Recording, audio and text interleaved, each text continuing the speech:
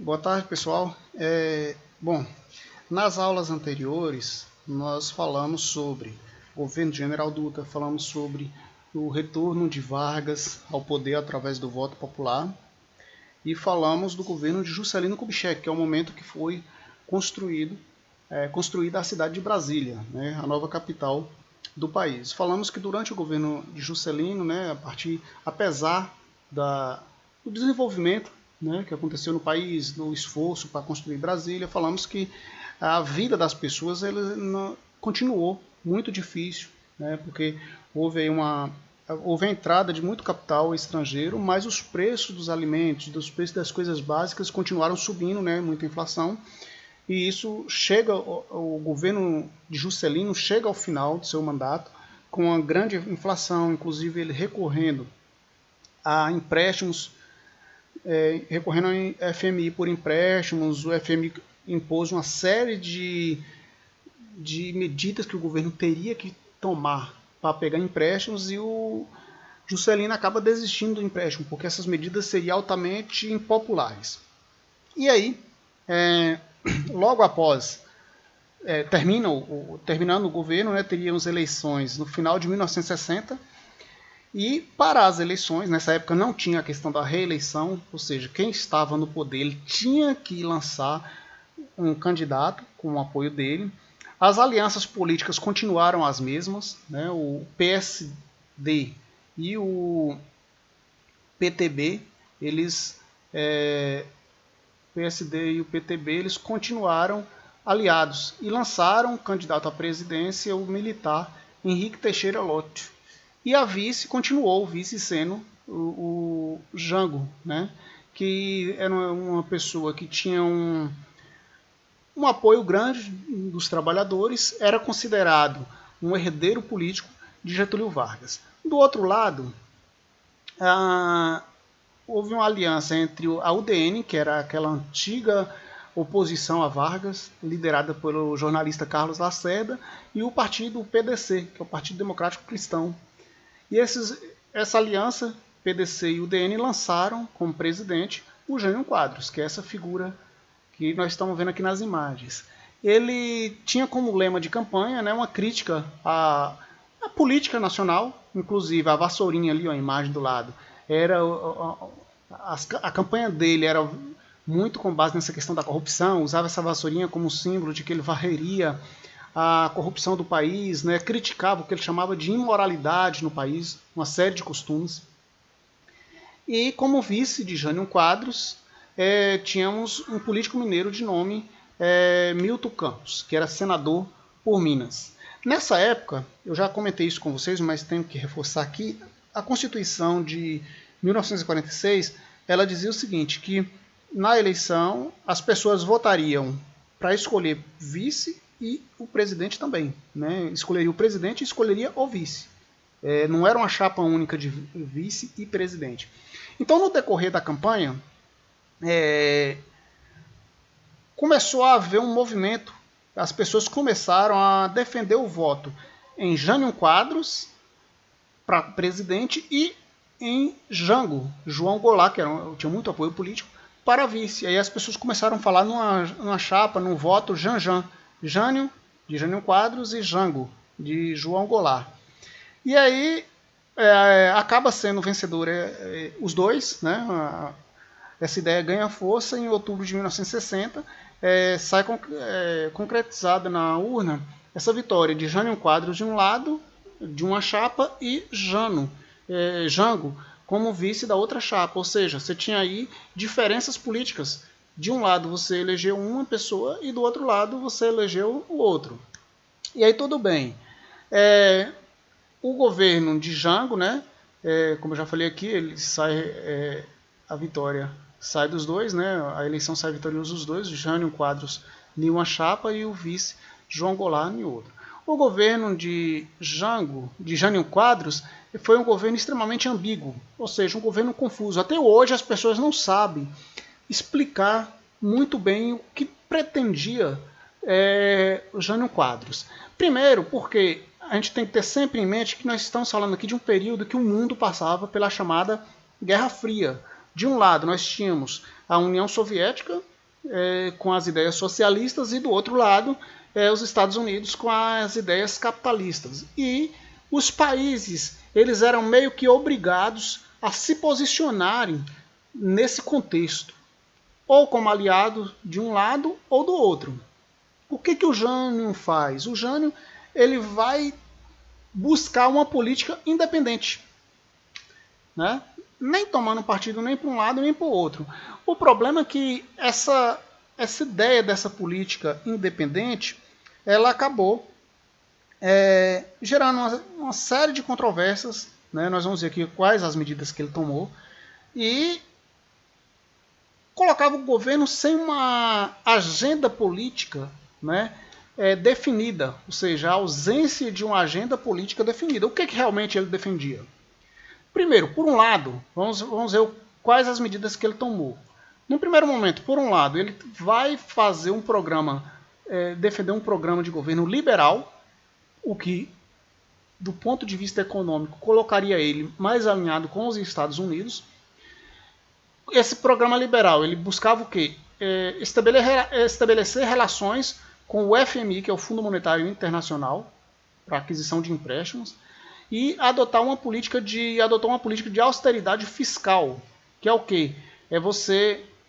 As contas do governo estavam difíceis e ele busca a redução do déficit público. Só que para isso era necessário fazer o quê? Congelar salários. Lembra lá que falamos na aula anterior que os trabalhadores estavam extremamente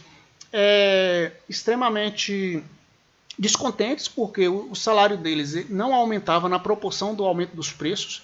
Então, ao adotar essa política de austeridade fiscal com o congelamento de salários, ele acaba comprando uma briga pesada com os trabalhadores.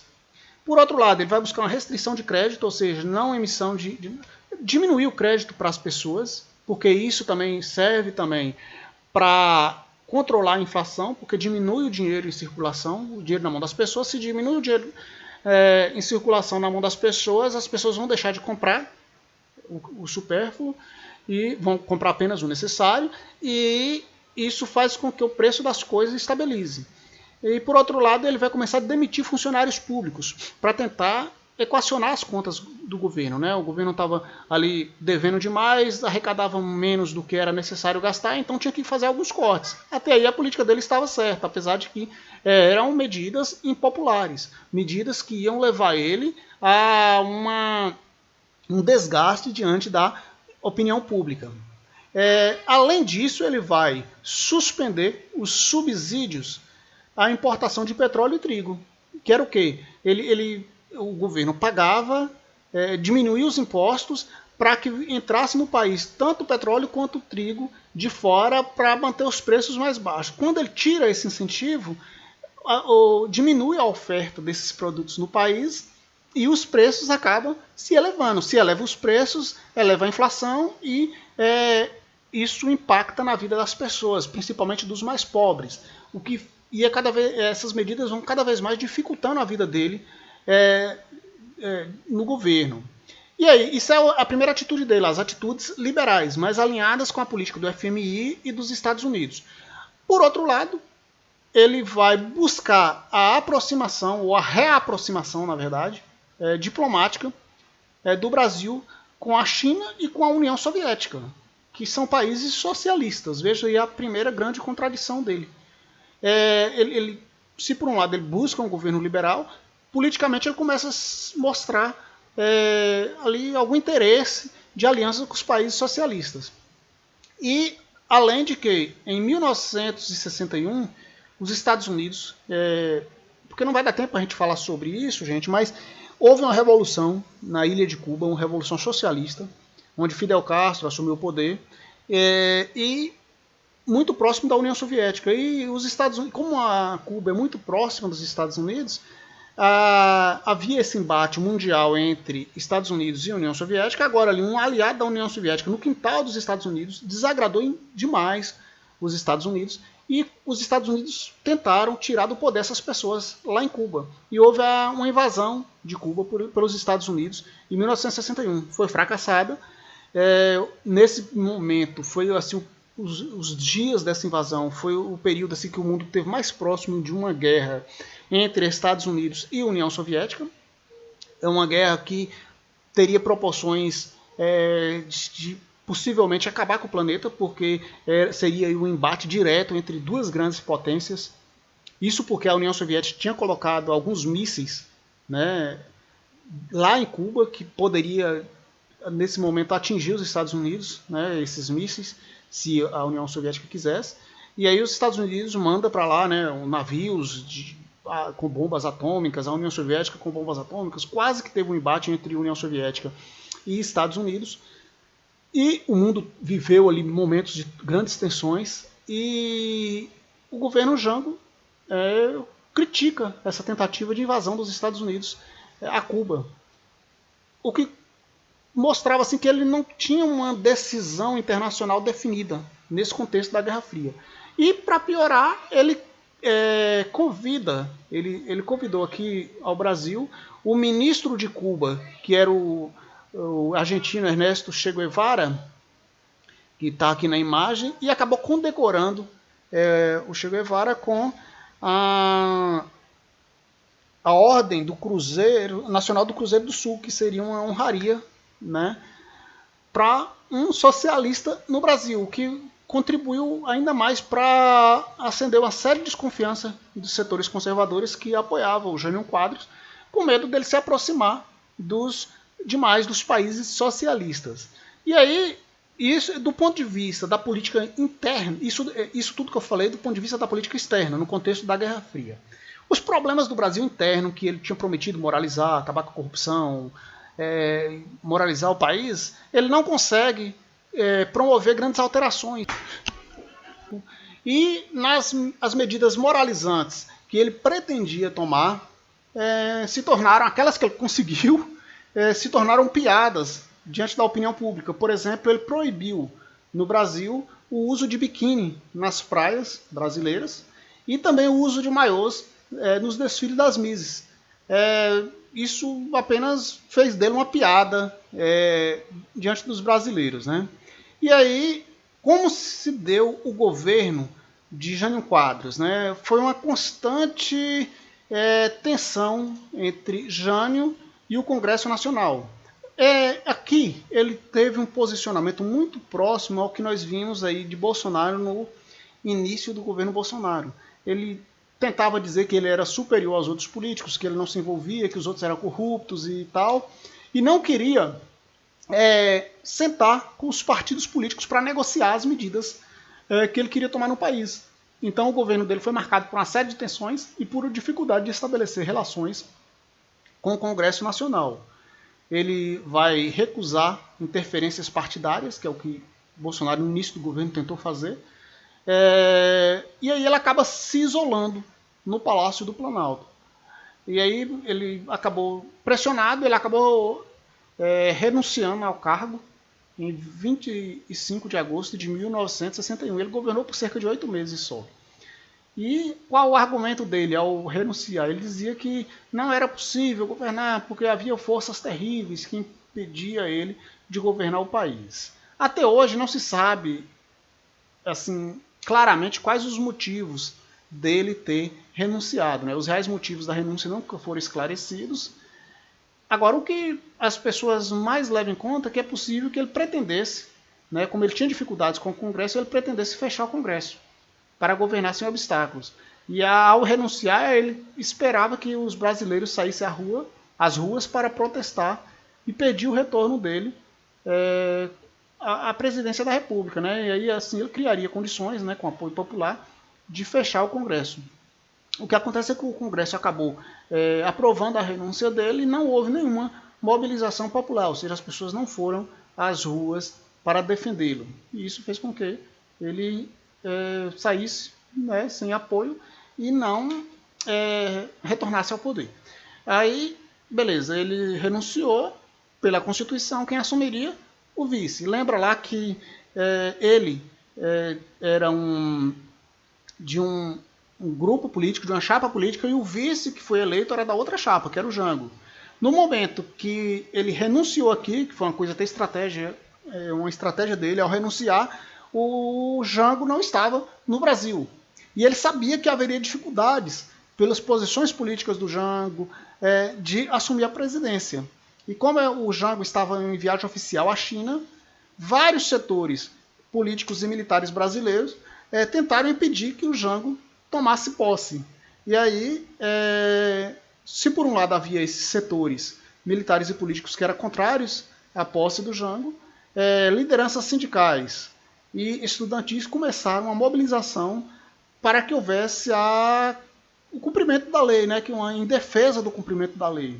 E aí o político chamado Leonel Brizola, ele vai ter uma importância aí, ele vai promover uma campanha, ele era governador do Rio Grande do Sul na época, e ele vai promover uma campanha que ficou conhecida como Campanha da Legalidade, que conclamava todos os brasileiros a defender a Constituição e a garantir a posse do Jango, que era o que a Constituição determinava. Aí esse movimento legalista ele vai avançar por todo o país com diversos protestos populares. Como os militares não abriam mão, não queria deixar mesmo o Jango tomar posse como presidente do Brasil, os políticos ali sentam o Jango, ele vem da China, posa em Montevidéu, que é a capital do Uruguai, e fica esperando a resolução desse impasse, que os militares e alguns políticos de direita não queriam deixar ele assumir o governo, e aí, para acalmar os ânimos, eles chegam a uma solução negociada, que seria a implementação no Brasil de um regime parlamentarista, o que significava o seguinte. O que significava o seguinte é bom, que seria o seguinte, o Jango ele assumiria como presidente, mas seria apenas chefe de Estado, seria aquele cara que vai encontros com outros chefes de Estado, as cerimônias, mas a política, de fato, ela estaria na mão de um primeiro-ministro. É assim que funciona o parlamentarismo. Ou seja, o Jango tomaria posse, mas seus poderes seriam bastante limitados. Aí foi aprovada uma emenda constitucional instaurando o parlamentarismo no Brasil, e no dia 7 de setembro, o Jango foi empossado na presidência do Brasil, na presidência da República, e o primeiro-ministro foi eleito o Tancredo Neves, que é o avô do Aécio Neves, que nós vemos falar muito ainda até hoje. E aí o Tancredo Neves vai tomar posse como primeiro-ministro, ou seja, ele seria o chefe de governo. Era ele que ia negociar com o Congresso, toda a administração. E aí, pela emenda constitucional, como essa foi um acordo negociado para garantir o funcionamento da Constituição e evitar um golpe de Estado, essa emenda constitucional previa um plebiscito, ou seja, uma consulta popular, para que acontecesse em 1965, quando já um outro presidente tivesse tomado posse, e aí os brasileiros decidiriam se o Brasil deveria continuar parlamentarista ou se deveria retornar ao presidencialismo, o que era antes. Aí o Jango, dessa forma, vai assumir a presidência do Brasil, mas tendo os poderes limitados pelo regime presidencialista. Quando chega em 1962, em dezembro de 1962, já um ano após ali o governo parlamentarista, o Jango lança um plano, o plano trienal, com o objetivo de estimular o crescimento econômico e reduzir a concentração de renda no Brasil. E aí as medidas seriam estimular a industrialização brasileira, controlar a inflação, reduzir os gastos públicos e cortar subsídios às indústrias e às importações. Isso aqui, essas medidas, elas eram próximas às que o Jânio Quadros tinha tomado lá atrás. Então, além disso, o plano trienal ele buscava criar impostos diferenciados para a população de alta renda, ou seja, ricos vão pagar mais impostos do que os mais pobres, e a implantação de um programa de reforma agrária e o controle de salários,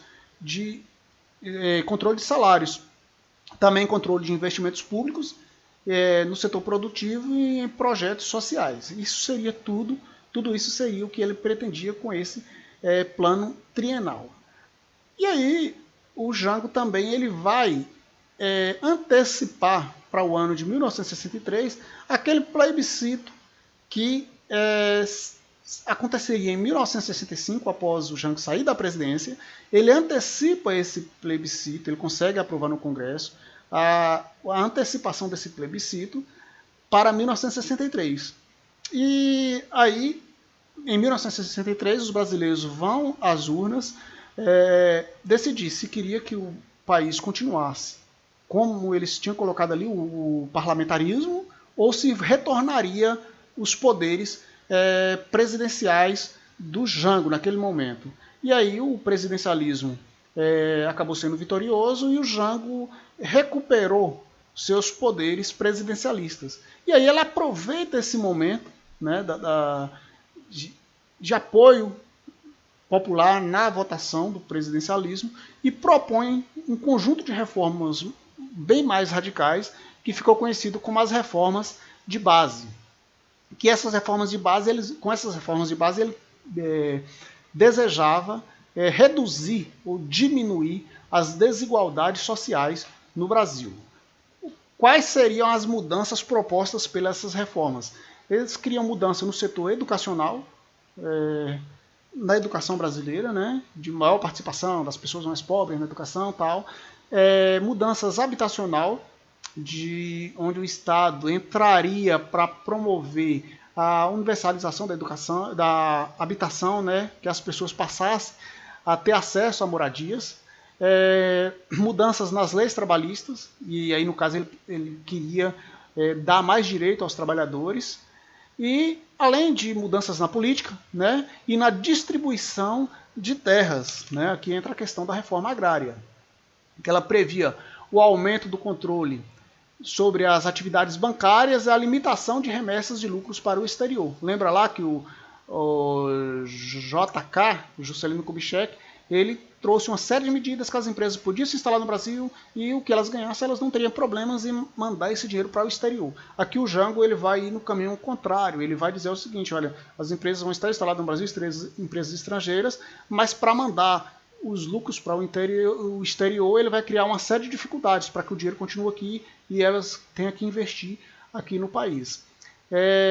Além de outras coisas, como direito de voto aos analfabetos e a regulamentação dos direitos dos trabalhadores rurais.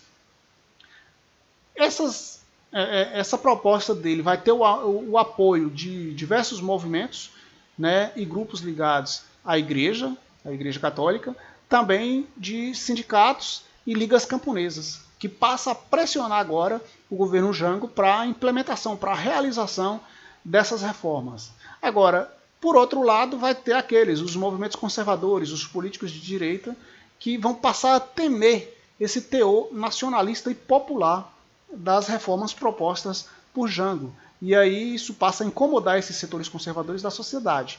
E aí nos meses seguintes, esse pessoal, os conservadores, eles começam um grande programa contra uma grande campanha contra o governo Jango. E aí vai crescendo, né, vai havendo uma grande polarização política no Brasil. E aí o problema é que Jango também começa a perder apoio daqueles grupos moderados, que são os grupos que estavam ali, não defendia uma mudança radical, mas também não defendia as ideias extremistas de direita, né, do Carlos Lacerda e tal. Então, só que aí, diante dessas propostas do Jango e a radicalização, a polarização política que ocorreu no país, os grupos moderados acabaram se afastando de Jango. E isso abriu caminho para o golpe militar, ou golpe civil-militar. Por que civil-militar? Porque teve a participação também de setores da sociedade civil contra o governo Jango, né? Para tentar levar o seu programa de reformas adiante, o Jango participou de um comício na estação ferroviária da Central do Rio de Janeiro, que reuniu cerca de 150 mil pessoas. Ali ele falou sobre o programa, né, de reforma de base, onde o presidente anunciou a nacionalização das reformas das refinarias de petróleo particular, a desapropriação de latifúndios improdutivos, ou seja, aquelas terras que estão ociosas, que não estão sendo trabalhadas, o governo vai chegar, vai pagar para os donos, comprar dos donos e distribuir essas terras, seria reforma agrária. E contra isso, os setores conservadores da sociedade brasileira foram inflamados pela UDN de Carlos Lacerda e reagiram fortemente contra essas reformas. Aí juntou vários grupos, empresários, a grande imprensa, militares, membros da sociedade, das classes médias urbanas, que passaram a temer que o Jango quisesse implementar um governo, um regime comunista no país. E aí no dia 19 de março, realizaram na cidade de São Paulo uma marcha que ficou conhecida como Marcha da Família com Deus pela Liberdade, ou seja, começou a ter uma grande campanha dizendo que o presidente queria implementar o comunismo e que o comunismo acabaria com a religião, acabaria com a família, e isso leva milhares de pessoas para as ruas da cidade de São Paulo para protestar contra o governo Jango. E aí no dia 31 de março começa o movimento, o golpe militar, né, onde tropas militares saem de Minas Gerais em direção ao Rio de Janeiro. O Jango estava no Rio de Janeiro nesse momento e ele volta a Brasília, né, no dia 31 de março, e em seguida ele partiu para o Rio Grande do Sul, que era onde Leonel Brizola governava, que era aliado do Jango, para tentar organizar uma possível resistência ao golpe. Né? Na madrugada do dia 2, o Congresso acaba declarando vaga a presidência da República, ou seja, o presidente não mais está sem presidente, e o presidente da Câmara, o Ranieri Mazzilli, assume a presidência, ele é empossado como presidente. Aí o Jango, vendo que não havia, ele tinha forças políticas para lutar contra o golpe, mas isso colocaria o país numa possível guerra civil, né? Daquelas pessoas que apoiavam o Jango, aqueles grupos sociais que apoiavam o Jango contra aqueles que seriam contra, e levaria o país a uma guerra civil. Para evitar uma guerra civil, ele sai do Brasil, vai para o exílio no Uruguai, e aí os militares assumem o poder no Brasil em 1964, e que vai iniciar o regime militar, né, que ficou conhecido como ditadura militar, que vai durar no Brasil 21 anos. Vamos ver ainda se conseguimos falar sobre esse assunto no nosso próximo assunto. É um período muito complicado na história do Brasil, né? Mas para o vídeo não ficar muito longo, vamos parar por aqui. Então até a próxima aula e responda a atividade que está logo abaixo. Aí para a gente na próxima aula corrigir. Até a próxima aula.